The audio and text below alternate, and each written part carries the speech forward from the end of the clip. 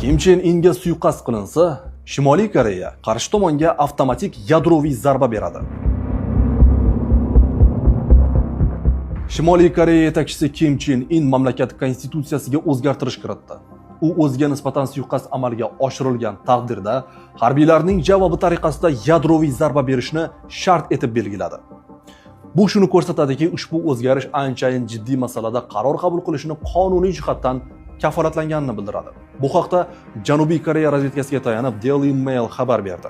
Ushbu o'zgartirishga AQSh va Isroil hujumlari oqibatida Eronning sobiq oliy rahnamosi Oyatulloh Ali Xomanay o'ldirilgani ta'sir qilgani aytilmoqda. Konstitutsiyaviy islohot 22-mart kuni Pxenyan shahrida bo'lib o'tgan Oliy xalq majlisining birinchi sessiyasida qabul qilingan. U Kim Chen In o'ldirilgan yoki armiyaga qo'mondonlik qila olmaydigan holatga kelgan taqdirda yadroviy javob qaytarish tartiblarini rasmiylashtiradi. Shimoliy Koreyaning yadroviy siyosat to'g'risidagi qonunning yangilangan 3-moddasiga ko'ra, agar mamlakatning yadroviy qo'mondonlik va nazorat tizimiga dushmanona hujumlar xavf solsa, javob avtomatik va darhol yadroviy bo'ladi deyiladi xabarda. Ko'plab tahlilchilarning fikricha, bu qaror AQSh va Isroilning Eron oliy rahbariyatiga qarshi muvaffaqiyatli amaliyotlaridan so'ng Pxenyan rejimida yuzaga kelgan chuqur xavotirni aks ettiradi.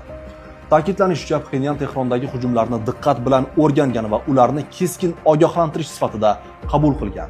Ekspertlarning fikricha, Shimoliy Koreya rahbariyati Eron harbiy va siyosiy elitasi qisqa vaqt ichida yuqori aniqlikda nishonga olinganidan xavotirda.